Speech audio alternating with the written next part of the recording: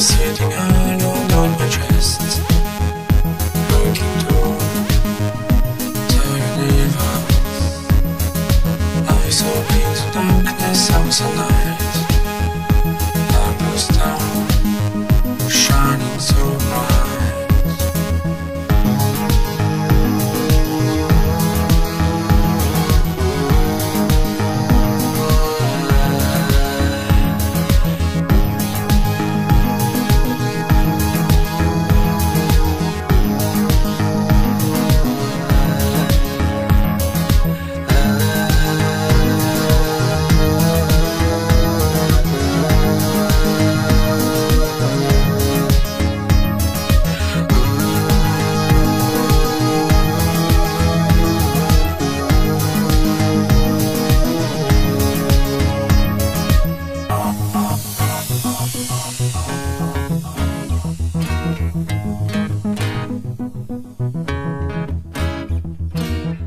Hi, welcome back. Today we're going to be talking about and showing you one of the most important things in nutrition and food, and that's actually how to grow your own food. I can't emphasize at the beginning of this enough on how important it is for you to get into growing your own stuff.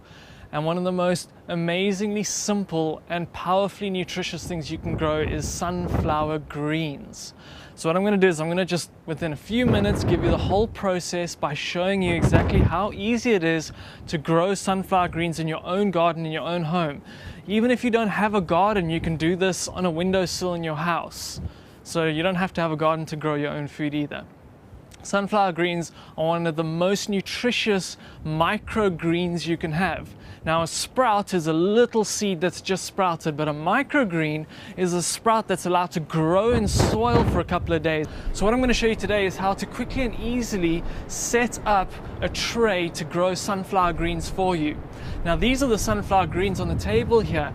And the thing about them is they're around 30 times more nutritious than normal salad.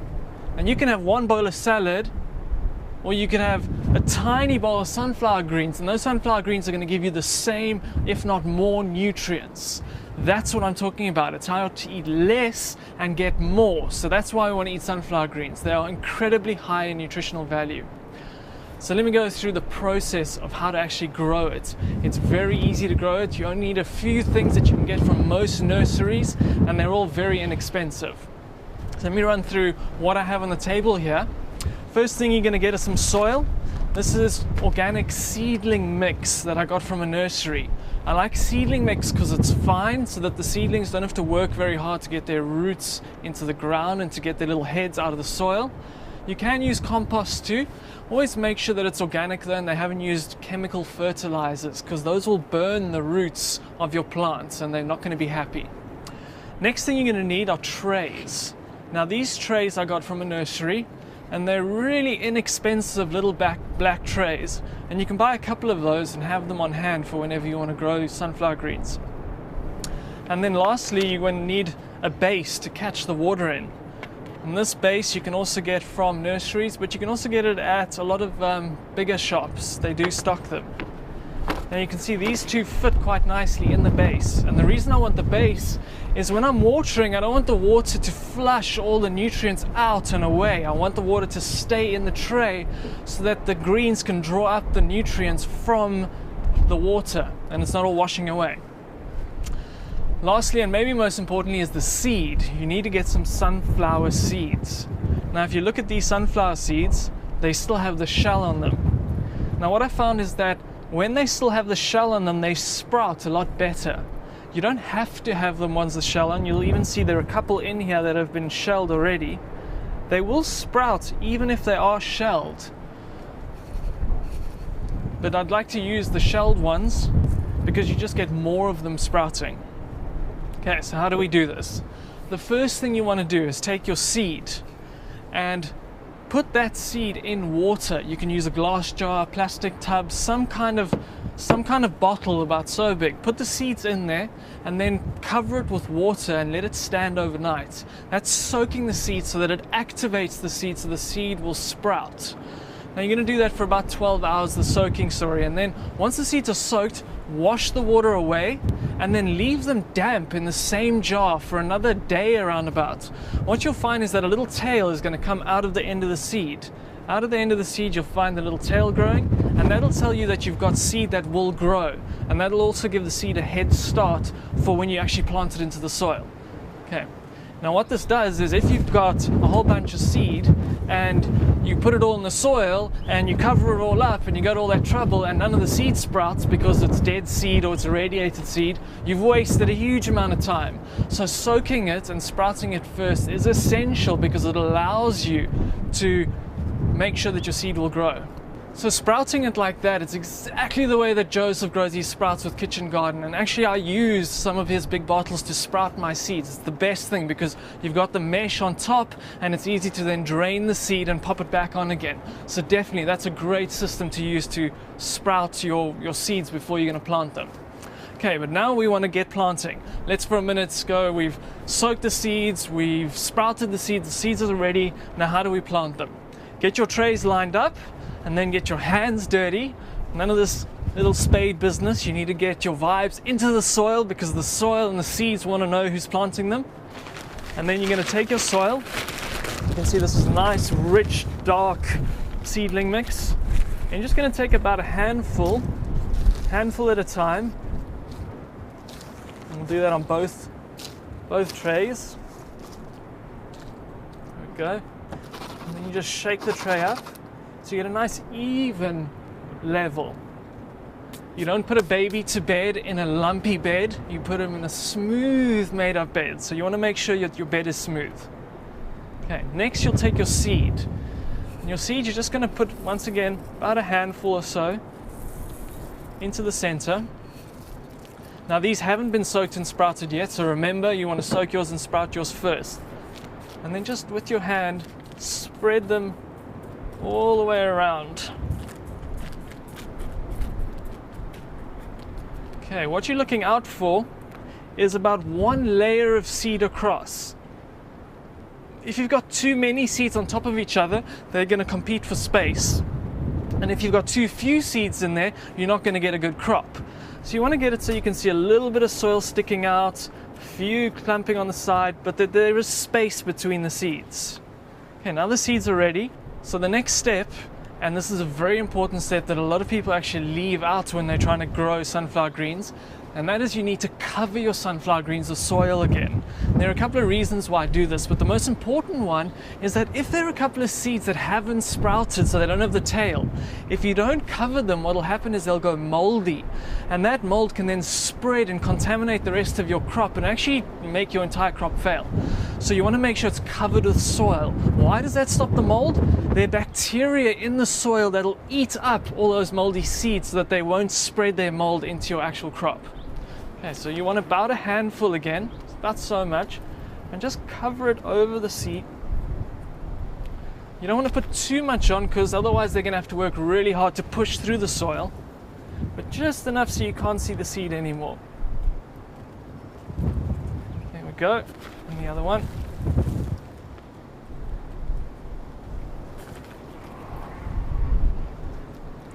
Excellent. So if you have a look at that now, you can just see a few seeds. Most of them are hidden away, put away. When they're young like that, they don't want to get blasted by sunlight, so it's also a good idea to cover them with the soil for that reason.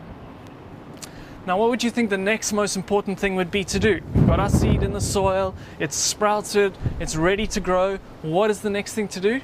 Water. You've got to water your seeds. Water is essential at this point. So grab your watering bucket or your watering can and lightly water them. It can soak through, but the important thing is you don't want to blast it with a hose pipe. You're just going to get all the seeds coming up and mixing through again. So lightly water everything.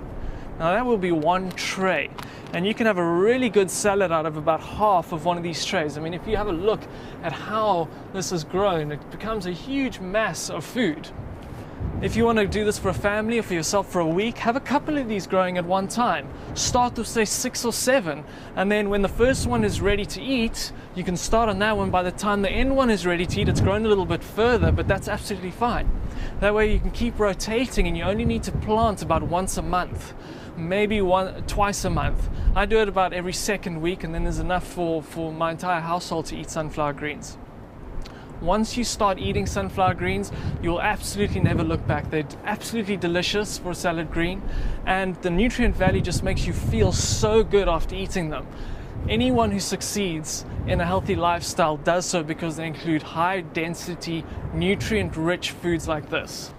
Okay, so now we're going to do the important step of watering. So I've just gotten a watering can. One of these will do absolutely fine. Fill that up with spring water, and I'm just going to run a light sprinkle of water over it. Remember, you don't want to blast the seeds with water. You're going to get them all to come out the soil, and then you're going to have to cover them with soil again. So it's just a light sprinkling of water like so. There you go. A few of the seeds will rise if you haven't covered them, but most of them are covered completely. And if you're worried about it, just an extra little sprinkling will take care of all of that. There we go. Perfect. Now the amazing thing about nature is you just leave it and it grows, and then it gives you food. There's nothing else you need to do. All I'd say you need to do on a daily basis, just give it a bit of water. Depending on how hot it is, once a day, maybe twice a day. Another important thing to remember is not to keep it in full sun all day long, because it'll dry out very quickly in this black plastic container. So you want to keep it in a place where it gets half sun, or maybe 2 hours of sunlight in a day, but no more than that. Water it once a day. It'll be ready for you to eat probably within around 7 to 10 days, and you'll see all the greens coming up and growing out. The batch I have here is at around 14 days already, and if you pull one of these out, you see how amazing they grow to a huge sprout. Look at the size of that. Now that's about perfect to eat, and that you can just eat exactly as you'd eat lettuce or salad. It's absolutely delicious. Now, one thing to look out for when you're growing your sunflower greens: how do you know if they've gone too far, if they've grown too long? Simple way to tell is that there'll be a second leaf that comes out the center. Now when the second leaf comes out, this is quite bitter. So you can still eat the sprout at this point, but you want to really clip that leaf off so that you're left with just the 2 original leaves that grew. Now, these are the sweet, tasty ones, but this is the bitter one. So leave that one out. Take that and then put that in your salad, but it's absolutely usable even up to as much as 3 weeks after you've planted it. Excellent. It's been amazing to be able to share how to make this with you. I can't emphasize enough, get growing sunflower greens. The nutritional value you're going to get is phenomenal out of it. Oh, before I forget, there's an incredible way, it's a secret way of making your sunflower greens hold more minerals than any other salad you can buy in the shops. How would you do that? It's one of the ultimate fertilizers ever discovered, and it's almost free, or it could be absolutely free. I'm so intrigued now. What I do is, once they've grown out of the soil to maybe about so high, just so you can see the green leaves, I take my watering can and I put 2 tablespoons of rock salt or sea salt into the water. Mix it through with the water, and then water with a sea salt solution. Now, sea salt has all 92 minerals in it that we need for nutrition, all the minerals we require. So once you water it, the roots which are now formed can actually absorb all those minerals that we need into them, and you can eat this. So it's an incredible way of getting all those extra minerals into your diet without having to take supplements. So remember, 1, maybe 2 tablespoons level of sea salt into about a 5-liter watering can. Mix that through and water that. Now in this situation you can water every single day because the water's not leaking out. But if you've got a vegetable garden, you want to be careful because too much salt can actually damage certain plants.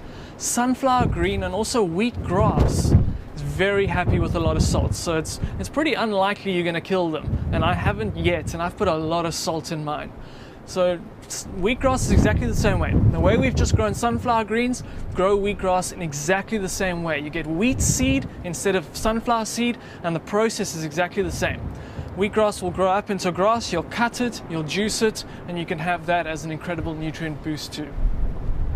Excellent, well, that's about it. It's very simple. Buy the things. It's going to cost very little money to get all the things together. Get making it, and you're going to absolutely love this taste. Enjoy.